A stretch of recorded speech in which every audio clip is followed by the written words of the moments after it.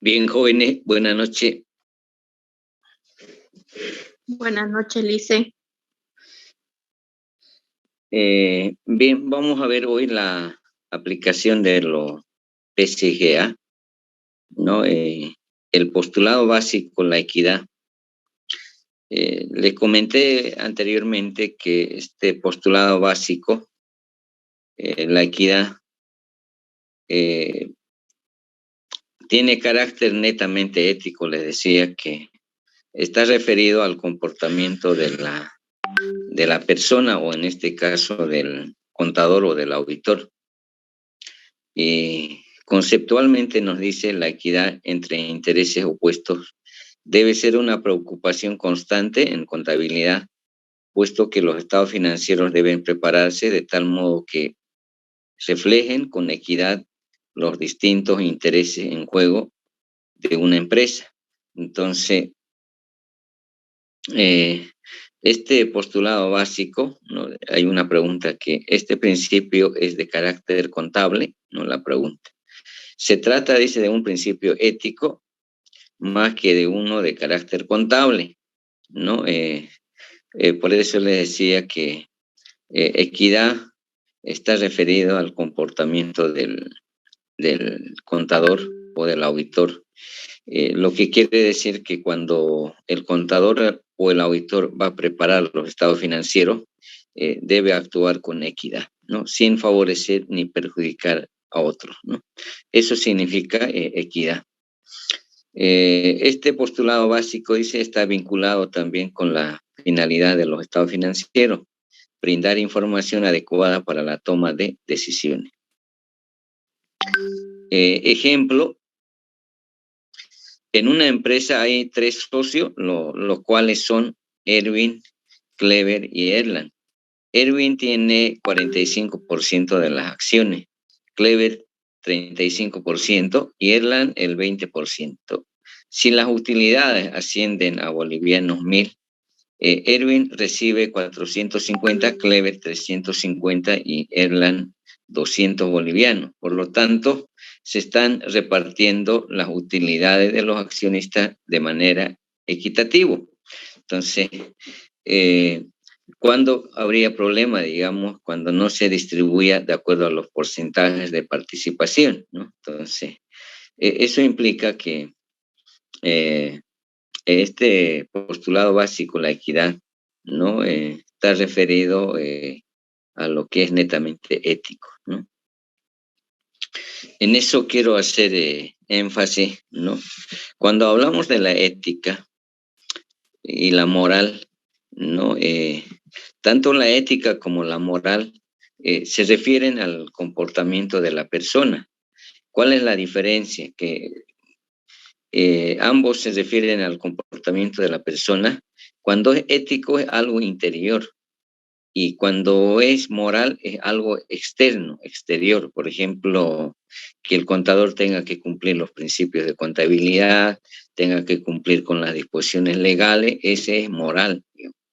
En cambio, lo ético es algo interior de la persona, o sea que ni los psicólogos pues, pueden llegar a establecer exactamente. Puede ser que lleguen a un 80%, digamos, cómo es la persona. Entonces, cuando decimos lo ético es algo interior de cada una de las personas, ¿no? Que muy difícil llegar a establecer, digamos, cómo es la persona, ¿no? Aún conociendo, digamos, ¿no? Y esa es la diferencia entre la ética y la moral. Ambos se refieren al comportamiento, sin embargo, lo ético es algo interior y la moral es algo exterior, ¿no? Después tenemos el principio de ente. Dice: los estados financieros se refieren siempre a un ente donde el elemento subjetivo o propietario es considerado como tercero, ¿no? ¿Cómo sería? Dice un caso de no aplicación de este principio. El socio X de la empresa, NN, retira ese dinero de la caja del negocio para sus gastos particulares. Y el encargado de contabilidad registra gastos generales XX contra caja, ¿no? Asiento incorrecto. No, la registración es incorrecta porque la persona de cada socio es distinto a la persona jurídica. Lo ideal es que la empresa, y no debería confundirse los patrimonios personales de los socios con el patrimonio de la empresa o una sociedad. Entonces, lo correcto debería ser una cuenta socio, cuenta particular contra caja, o cuentas por cobrar socio X, ¿no? Y contra caja. Eso es lo correcto, digamos, ¿no? Que debería registrarse. Entonces, importante que ustedes sepan que a veces confundimos, pensamos que por ser socio podemos disponer los recursos de la empresa. Y no es así, ¿no? Porque esos recursos corresponden a una persona jurídica, a una empresa, ¿no? Entonces, para que ustedes tengan una idea más clara, en el caso, por ejemplo, del gobierno municipal de Santa Cruz, no sé si recuerdan, había en una época donaciones, ¿no? Donaciones que hacía el alcalde, ¿no? Y entonces, ahí, por ejemplo, el alcalde no, pues, no tiene facultades para efectuar donaciones, ¿no? ¿Por qué? Porque ese dinero es del pueblo, ¿no? A no ser que esas donaciones sean del alcalde en sí, ¿no? Pero si es del gobierno municipal no corresponde porque el, es dinero de todo el pueblo, entonces no puede disponer esos recursos, ¿no? Por más autoridad que sea dentro del gobierno. Entonces, ahí podemos ver, digamos, que las donaciones tienen ciertas restricciones, ¿no? No se puede donar por más que sea para fines sociales, etcétera, ¿no? Hay una restricción, un límite, digamos, ¿no? Que establece la ley, ¿no? Después tenemos, a ver, dice, ¿cuál es otra situación que está vinculada con el concepto del ente? Este concepto del ente está muy vinculado también con la obligación de identificar el nombre del ente o empresa en los estados financieros, ¿no? Entonces, cuando elaboramos el balance, lo primero que colocamos es el nombre de la empresa, dando cumplimiento a este principio de ente, ¿no? Esto significa que se pondrá en los encabezamientos de todos los estados financieros el nombre del ente al cual estos pertenecen, ¿no? Ejemplo, el señor Jorge es dueño de la disquera. Jorge quiere comprar una casa en la playa, para esto gasta el sueldo que a él le corresponde de la empresa. En otras palabras, la empresa no asume sus gastos personales porque Jorge es considerado como tercero. Entonces, la persona jurídica, en este caso la empresa, no puede asumir gastos particulares de uno de los socios, ¿no? A ver, por favor, si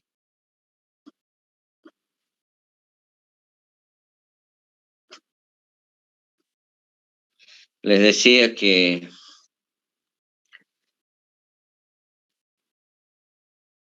en este caso la empresa no puede asumir gastos de alguno de los socios porque la empresa tiene su patrimonio que pertenece a los diferentes accionistas o propietarios, ¿no? Entonces, en eso hay que diferenciar de que no podemos confundir los patrimonios de un socio con el patrimonio de la empresa, ¿no? Después tenemos bienes económicos, ¿no? Los estados financieros se refieren siempre a bienes económicos, es decir, bienes materiales e inmateriales que poseen valor económico y por ende susceptible de ser valuado en términos monetarios, ¿no? Conceptualmente eso nos dice. ¿Cómo sería, dice, un caso de no aplicación de este principio, ¿no? Antes de entrar a ese tema, la pregunta que siempre yo me hago, ¿será que hay bienes que no tienen valor económico? Sí. Por ejemplo, el aire que respiramos no tiene valor económico. El tema de agua del riachuelo no tiene valor económico, ¿no? Y así podemos citar varios que no hay que no tienen valor económico. Sin embargo, este principio de bienes económicos nos dice que solo podemos registrar contablemente todos aquellos materiales e inmateriales que poseen un valor económico y por ende susceptible de ser evaluado en términos monetarios. ¿Cómo sería un caso de no aplicación, dice, de este principio? La empresa HH, tratando de mejorar y es utilizada en el resultado de su balance general, decide activar el valor que presuntamente tiene el agua que recoge de un riachuelo cercano a la fábrica para ayudar a procesar los productos sin necesidad de potabilización. El encargado de contabilidad registra agua para proceso de fabricación contra valor de agua a procesar.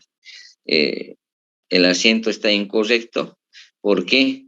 Porque el agua natural en condiciones normales no es considerado un bien económico en sí misma. Por lo tanto, no debió hacerse ninguna registración alguna. Entonces, vean ustedes que este principio de bienes económicos nos dice que solo podemos registrar contablemente todos aquellos bienes, ya sean materiales o inmateriales, que poseen valor económico únicamente. Ejemplo, dice, ¿no?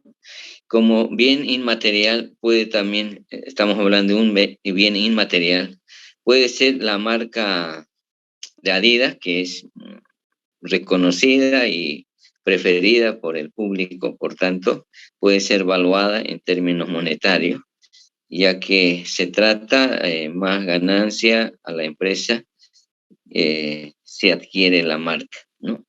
Entonces, estamos hablando que esto es un caso de un bien inmaterial, ¿no? Por ejemplo, en nuestro medio sería la CBN, digamos, ¿no? Si, por ejemplo, que por el prestigio que tiene la CBN, no tiene un plus, digamos, ¿no? Una marca que por lo que es CBN se le va a pagar un plus por encima de su valor de costo, digamos, ¿no? Entonces, ahí se ve, digamos, que hay hay un bien inmaterial que sería la marca, la CBN, ¿no? Por el prestigio que tiene ganado. Y moneda de cuenta, ¿no? Moneda de cuenta, generalmente se utiliza como moneda de cuenta el dinero que tiene curso legal en el país dentro del cual funciona la empresa, ¿no? ¿Cómo sería, dice cómo sería un caso de no aplicación de este principio? La empresa Transcontinental Sociedad Anónima ha comenzado a realizar operaciones de importación y exportación. Por ello, el empleado de contabilidad creyó conveniente efectuar las registraciones en forma similar al que se indica, ¿no? Deudores del exterior por $400 y venta en el exterior $400. Incorrecto porque justamente el principio de moneda de cuenta nos dice que debemos utilizar el dinero de curso legal vigente en nuestro país, ¿no? La registración o las registraciones debió hacerse previa conversión a la moneda de curso legal en nuestro país, ¿no? En este caso, suponiendo que a la fecha de la transacción la cotización hubiera sido de bolivianos 7 cada dólar, entonces hubiéramos multiplicado los $400 por 7, sería 2.800. Deudores del exterior 2.800 contra ventas en el exterior 2.800. Entonces, eso no significa también que no podamos preparar los estados financieros en dólares, pero para fines de presentación ante impuestos nacionales, Contraloría y otras organizaciones, sí o sí tiene que estar expresado en boliviano. Sin embargo, por ejemplo, hice auditoría a una empresa de Alemania Entonces me han pedido que elabore los estados financieros para ser utilizado en Bolivia en boliviano y para el envío a Alemania en inglés y en dólares, ¿no? Entonces, vean ustedes que también se puede elaborar en inglés y en dólares, ¿no? Y ustedes se preguntarán, ¿por qué no en yen? Digamos, en Alemania es otro tipo de moneda. Lo que pasa es que ellos dicen que el dólar es comercial en Alemania, ¿no? Empresa en marcha, ¿no? Y el principio de empresa en marcha, ¿no? Antes de entrar a conceptualizar este principio, quiero hacerles recuerdo que las normas internacionales han hecho un énfasis o hincapié en dos principios, y esos principios son empresa en marcha y el devengo. Entonces, por esa razón, hay que enfatizar el tema de principio en marcha, ¿no? Y conceptualmente dice, se entiende que los estados financieros pertenecen a una empresa en marcha, considerando a todo organismo económico cuya existencia temporal tiene plena vigencia y proyección futura. Y para entenderlo en sí, este principio de empresa en marcha quiere decir que una empresa tenga una actividad normal. ¿Y en qué casos, por ejemplo, este principio se vería afectado? Por ejemplo, el Código de Comercio dice que una empresa incurre en una pérdida más del 50% de capital pagado, entonces se tendría que liquidar. Entonces ya de suceder esa situación, este principio de empresa en marcha estaría afectado, ya que ha incurrido en pérdida más del 50% del capital pagado. Otra situación que puede afectar este principio es cuando una empresa incurre en pérdidas consecutivas por varios años, por decir 3 años seguidos, ¿no?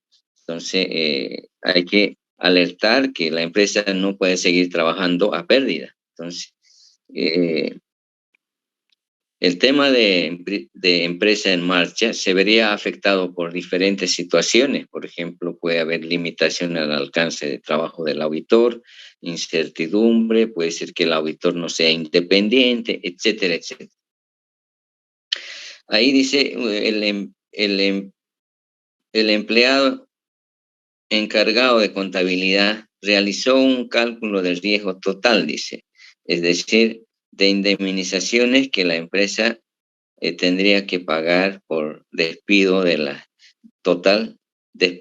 totalidad de su personal, que asciende a la suma de bolivianos 50.800, ¿no? Registrando indemnizaciones por despido 59.800 contra previsión para indemnizaciones 59.800.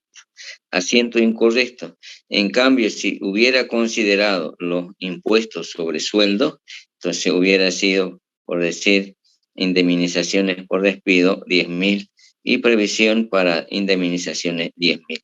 En este caso, lo que quiero decirles es que cuando uno liquida la previsión, hay un formulario del Ministerio de Trabajo que hay que llenar, donde se tiene que liquidar cuánto tiempo ha trabajado, si corresponde el desahucio, y las deducciones que hay que hacer, pues ya sea, por ejemplo, por el tema de impuestos, del RSI, IVA, y si no ha presentado la factura, por ejemplo, se puede descontar el retiro del socio que ha hecho para sus gastos particulares.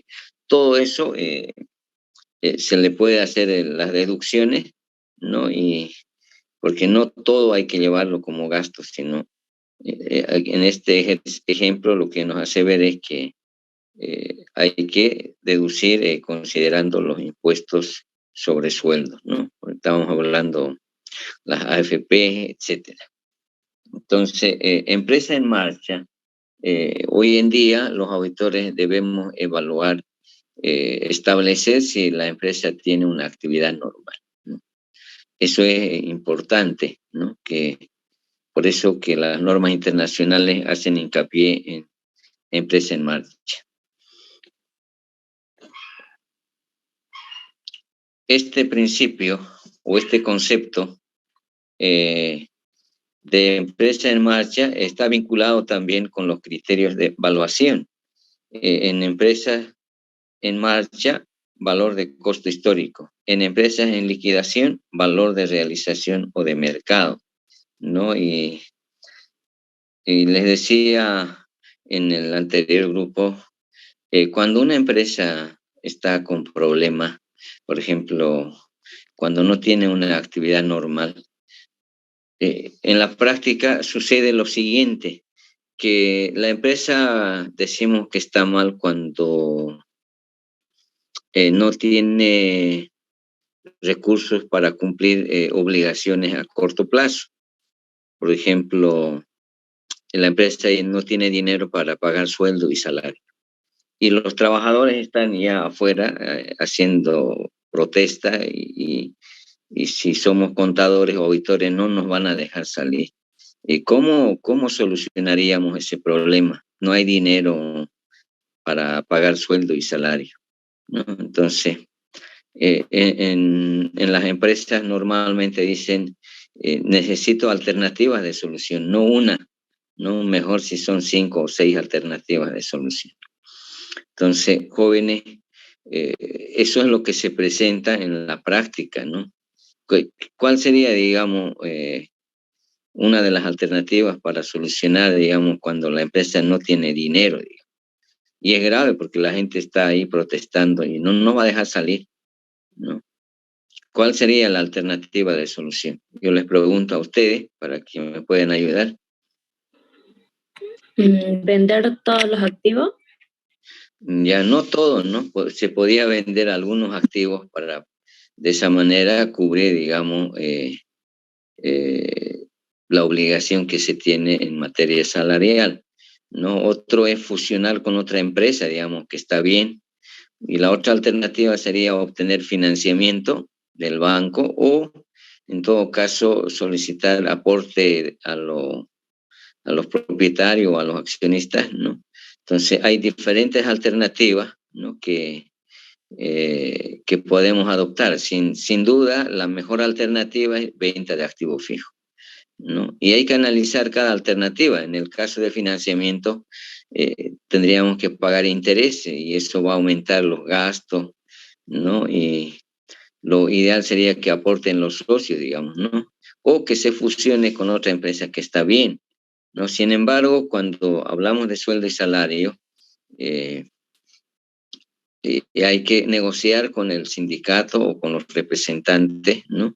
Y tratar de convencer de que se le va a pagar dentro de los 15 días. Entonces, en esos 15 días podríamos realizar un activo fijo y con eso paliar, digamos.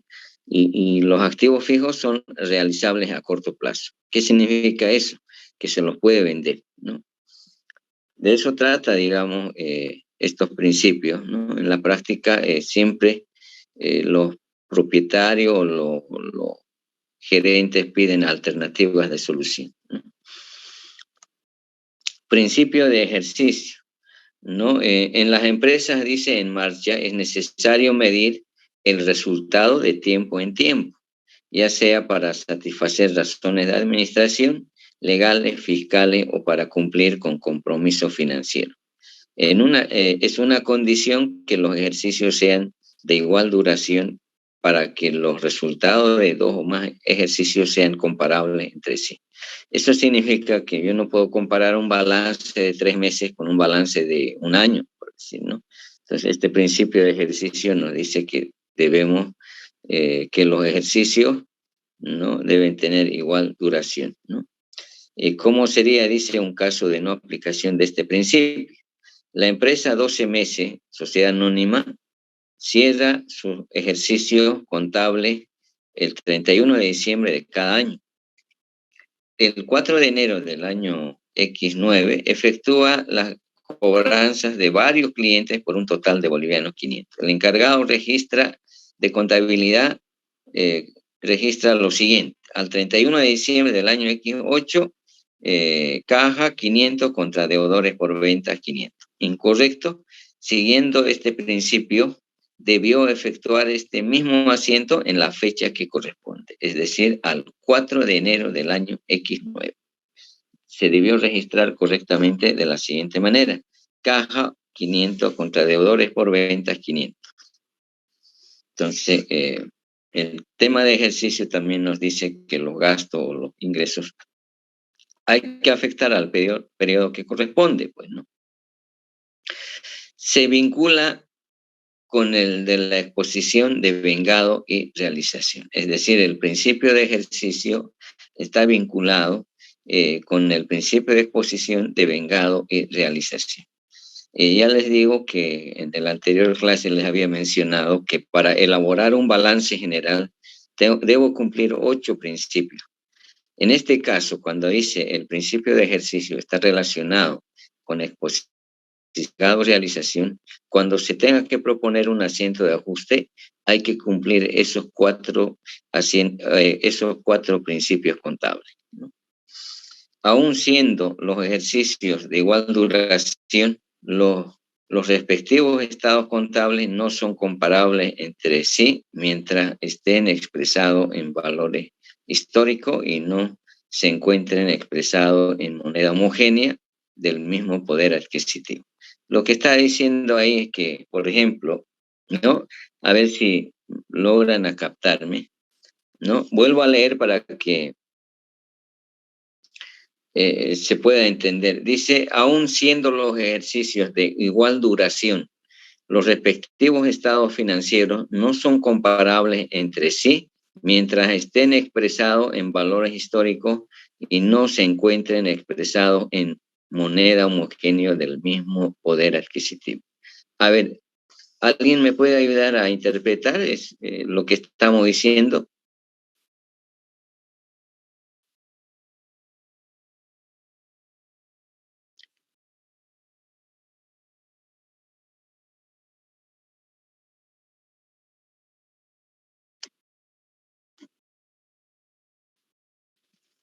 A ver, Gabriela Chávez, a ver si nos puedes ayudar con... Listen, buenas noches. Bueno, lo que le entiendo es que dice que se tiene que ver, digamos, en monedas expresado en valores, o sea, que verlo físicamente el dinero, ¿no? Y no que se encuentre expresado en moneda, digamos, escrito, algo así lo entiendo, Listen. A ver, otra vez leamos, a ver, dice, el principio de ejercicio, dice, se vincula con el de exposición, de vengado y realización. Aún, dice, siendo los ejercicios de igual duración, los respectivos estados contables no son comparables entre sí si mientras estén expresados a valores históricos y no se encuentren expresados en moneda homogénea del mismo poder adquisitivo. Habíamos dicho que el principio de ejercicio dice para fines de comparación los estados financieros deben tener igual duración. Quiere decir, por ejemplo, que si elaboro un balance de 6 meses, entonces puedo comparar con otro balance de 6 meses o un balance de un año con otro balance de un año también, ¿no? Puedo comparar. Pero aquí dice, aún siendo los ejercicios de igual duración, los respectivos estados contables o los estados financieros no son comparables entre sí mientras estén expresados en valores históricos y no se encuentren expresados en moneda homogénea del mismo poder adquisitivo. A ver, ¿alguien me puede ayudar? Lo que no estamos... Que el uno esté registrado en moneda nacional y el otro en dólar, ¿podría ser? No, lo que quiere decir, a ver, mire, por eso es bueno interpretar lo que nos está diciendo. Aún dice, ¿no? Los estados financieros tienen de igual duración, ¿no? Pero no son comparables, dice, si mientras estén expresados a valores históricos y no se encuentren expresados en moneda homogénea del mismo poder adquisitivo. Lo que nos está diciendo es que no puedo comparar un balance si no está ajustado por inflación. Por esa razón que necesitamos ajustar los estados financieros, ¿no? De acuerdo a la norma contable, ¿no? Que no sé si ustedes han visto, yo no puedo comparar balance del año 2019 con el balance del año 2020. Lo del año 2019 tengo que reexpresar al poder adquisitivo de la moneda del 2020 y recién comparar. Es decir, 2019 tengo que reexpresar y luego comparar con 2020. A eso se refiere, por eso dice, aún dice, siendo los ejercicios de igual duración, los respectivos estados contables no son comparables entre sí mientras estén expresados a valores históricos y no se encuentren expresados en moneda homogénea del mismo poder adquisitivo. Entonces, eso quiero que se entienda que primero, si yo quiero comparar balance del 2019 con el balance del 2020, 2019 tengo que reexpresar, llevar al tipo de cambio del 2020 y recién comparar. Ahora sí, ¿me entendieron o estoy hablando otro idioma? Sí, Lice, le entendimos. Ya, en otro ejemplo, un experto en auditoría decía, esto es como querer comparar naranjas con toronja, por decir. Son diferentes, ¿no? Son diferentes. Yo no puedo comparar naranjas con toronja ya. ¿Por qué? Porque el balance del 2019 está a un diferente unidad de fomento. Y del balance del 2020 está a otra unidad de fomento de vivienda. Entonces, para poder comparar lo del 2019, tengo que reexpresar a unidad de fomento del 2020 y recién poder comparar. Por eso se llama balance reexpresado y recién comparo con el balance del 2020. Bien. Objetividad. Los cambios en los activos pasivos y en la expresión contable del patrimonio neto deben reconocerse formalmente en los registros contables tan pronto como sea posible medirlo objetivamente y expresar esa medida en moneda de cuenta. Cuando hablamos de la objetividad, estamos diciendo lo más real posible. Sin embargo, vamos a ver cómo sería un caso de no aplicación de este principio, ¿no? La empresa eficaz, dice Sociedad Anónima, paga un curso de capacitación a sus empleados, después del cual estos demuestran ser más competentes en su trabajo. Por tal motivo, el encargado de contabilidad registra el costo de curso de capacitación en la siguiente forma. Costo de capacitación XX contra caja, incorrecto.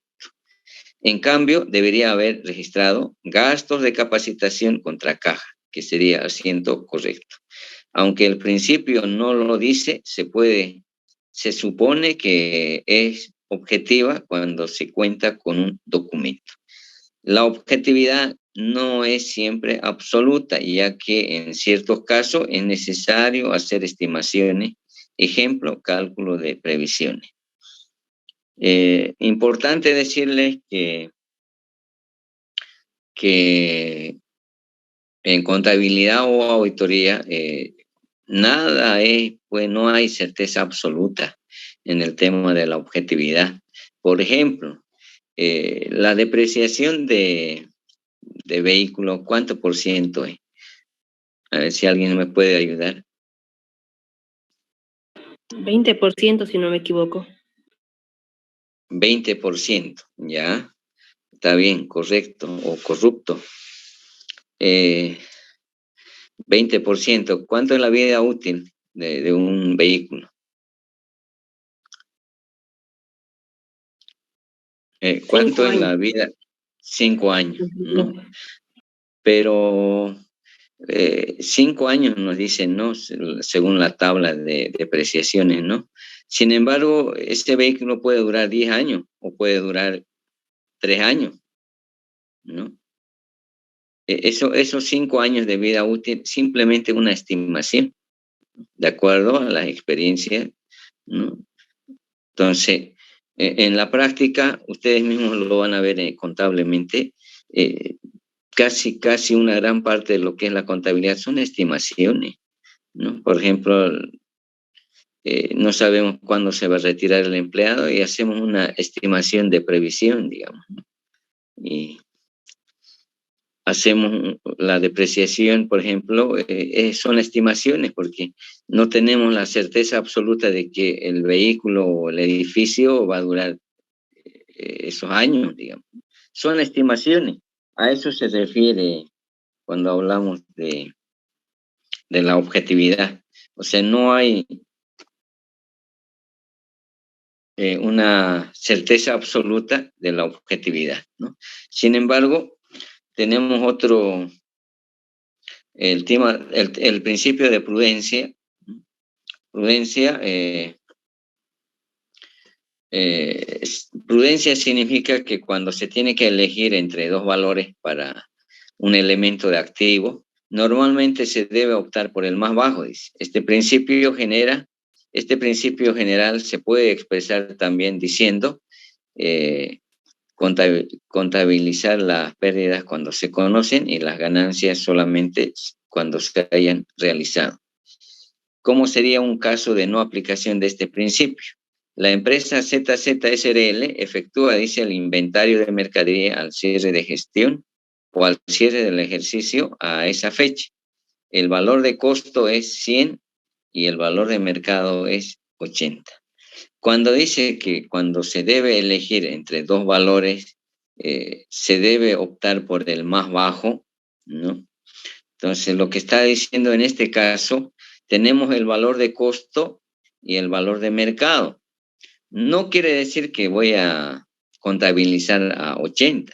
Lo que quiere decir es que primero yo debo contabilizar al valor de costo a 100 y el valor de mercado es 100, digamos, 80, digamos, ¿no? ¿Qué sucede? He comprado un producto en 100 y en el mercado ya no vale 100, vale 80. Entonces, esa pérdida yo tengo que reflejar. Por eso el asiento dice desvalorización de mercadería contra previsión por desvalorización de mercadería. Es decir, voy a registrar a 100 en el balance y la cuenta que me va a regularizar es la previsión. Entonces, 100 menos 20 va a ser 80. Entonces, estoy cumpliendo el principio de prudencia cuando dice que cuando se tiene dos valores debo optar por el más bajo.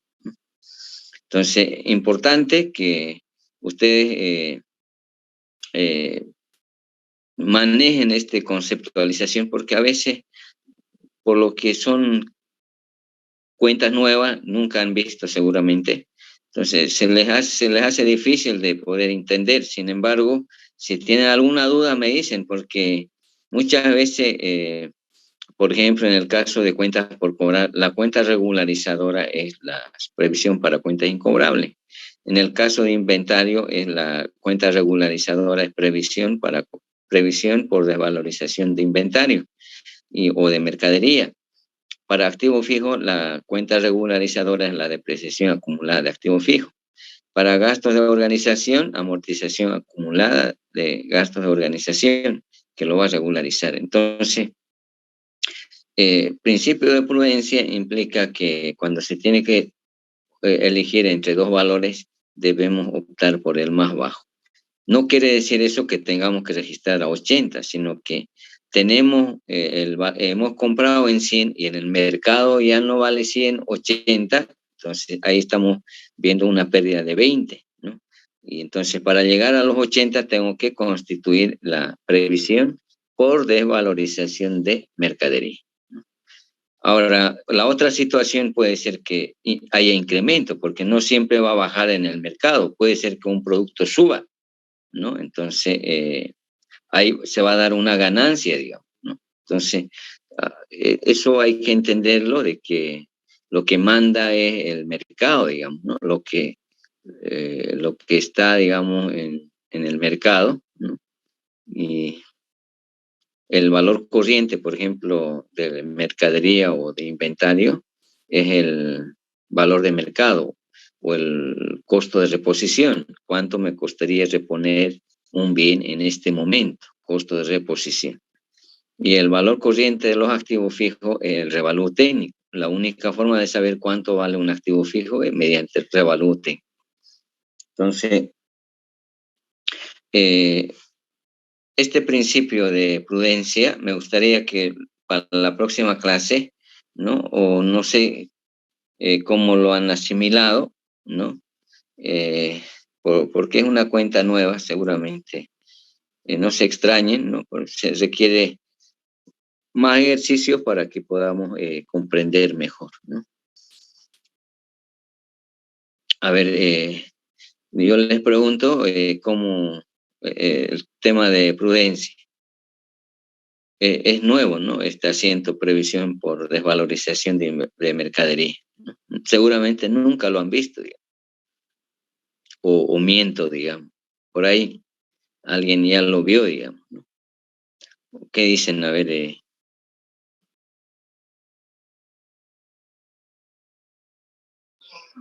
No, listen, yo no he visto ese asiento. ¿no? Igual, Entonces, Primera vez. ¿ve? Entonces, Lo veo. eso amerita que hagamos más ejercicios para poder familiarizarnos. Una vez que terminemos estos principios, ¿no? Ustedes me dirán, necesito más refuerzo en cada principio, entonces vamos a ir mejorando a través de otros ejemplos, de tal manera que se puede captar, digamos, lo más que se pueda, porque la idea es eso, ¿no? Hacer un recordatorio de lo que son los principios de contabilidad. Yo les digo esto porque, a ver, el tema de los principios, ¿no? Es una aceptación voluntaria del contador o auditor, ¿no? A nadie le va a obligar, pues no, yo no les puedo obligar a que manejen, ¿no? Sino que tiene que ser como una aceptación voluntaria de cada uno de ustedes, porque están estudiando para ser auditores y contadores. Entonces, es una aceptación voluntaria, ¿no? Y es más, el tema de los principios de contabilidad generalmente aceptados, eh, como le decía, que tiene aceptación general a nivel mundial, ¿no? Estos principios, estos 13 principios que les estoy mencionando, fue aprobado en Mar de Plata, en Argentina, el año 1965. Desde ese año, desde el año 1965, no ha tenido ningún cambio. Entonces, la pregunta, ¿no? ¿Los principios deberían cambiar o deberían ser, no deberían ser modificados, ¿no? Entonces, estos principios desde el año 65 no han tenido ningún cambio, aunque ya algunos principios necesitan un ajuste, por ejemplo, el tema del principio de evaluación al costo, ¿no? Tendría que ser evaluación al costo ajustado, por decir. Entonces, estos principios son básicos para poder, digamos, aplicar dentro de lo que estamos estudiando. Por eso les decía, es la filosofía, ¿no? Y vamos a ir haciendo algunos casos, ¿no? Para mejorar, digamos, la comprensión. Y también yo quiero que me ayuden ustedes porque yo les voy a pasar esta información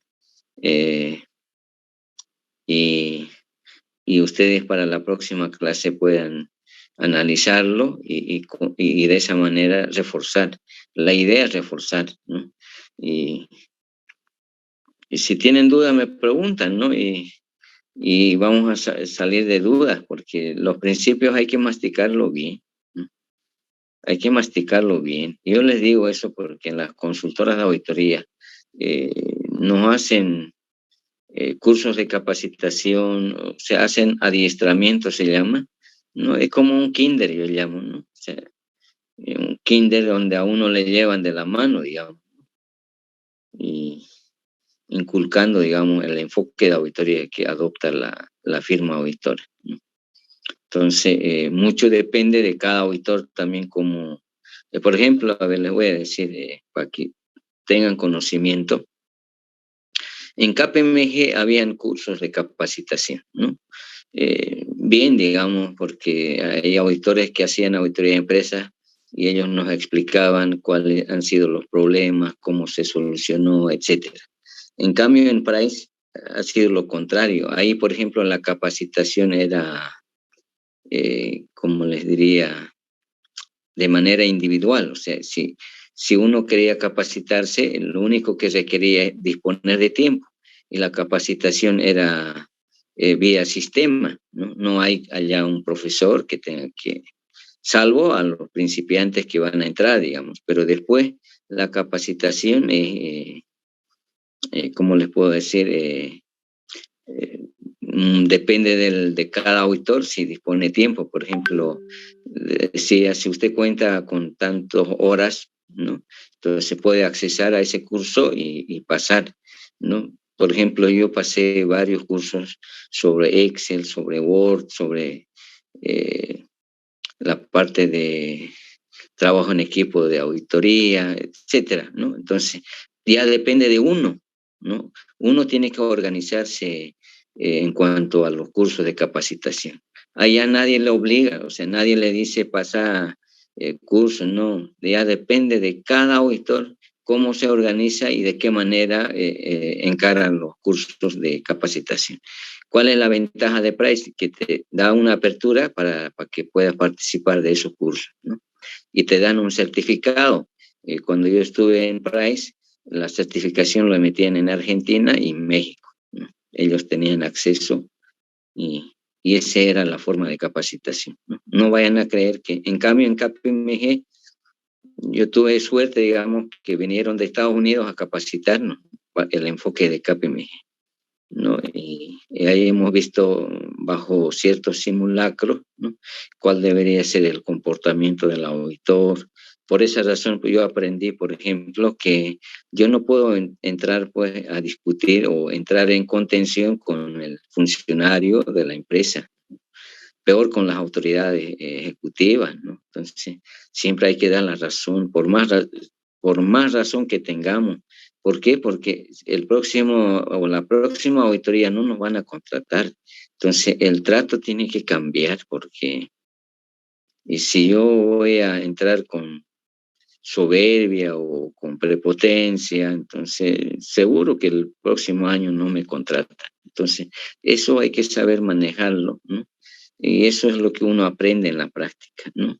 Hay clientes complicados, hay clientes normales, ¿no? Hay de todo, pues, ¿no? Entonces, ya uno tiene que saber manejar la situación de cada caso, digamos, ¿no? De cada empresa, ¿no? Entonces, jóvenes, con el anterior grupo he llegado hasta Prudencia y quiero mantener, digamos, llevar a la par todos los dos grupos. Entonces, para la próxima yo les paso en este momento para que ustedes vayan viendo, ¿ya? Analicen o se pueden anticipar de tal manera que se pueda entender mejor, ¿ya? Y también quiero que me ayuden con las normas contables, porque en las normas contables está la literatura. Yo lo que estoy haciendo es una síntesis, un resumen, ¿no? De lo que son las normas contables. Ahora, si lo tienen, me pueden apoyar con la lectura de tal manera que van a asimilar mucho mejor, ¿no? Esa es la idea, digamos, por eso les he pedido las normas contables, porque por lo menos ver los más principales, ¿ya? Jóvenes, yo soy fanático del deporte, ¿no? Y quiero ver por lo menos el segundo tiempo, ¿ya? Seguro que está jugando Bolivia ahí, ¿no? Sí. ¿No ve? Entonces, Sí, le dicen, vaya tranquilo. ajá, que Igual. soy fanático, ¿no? Igual soy fanático de auditoría y ustedes mismos se van a dar cuenta que para mí, leer libros de auditoría no lo siento. Cuando veo ya la 1, 2, 3 de la mañana y tengo que dormir porque no, eso pasa cuando uno se apasiona, digamos, con la profesión. Y si no fuese así, ya estaría ya a un lado del libro, ¿no? Entonces, cuando a uno le gusta, no le siente. Por eso que yo siempre digo, hay que tratar de que la auditoría nos guste, ¿no? Al principio a veces no es fácil, pero hay que tratar de que nos guste, ¿no? Por ejemplo, en este momento yo tengo el informe informe de auditoría por el Colegio de Auditores que voy a repasar, ¿no? Por responsabilidad tengo que repasar permanentemente, ¿no? Por lo menos analizar algunos casos, pero eso será después del partido, ¿no? Bien, jóvenes, buenas noches, se cuidan y traten de ver esto que les duda que tengan, podamos despejar, ¿ya?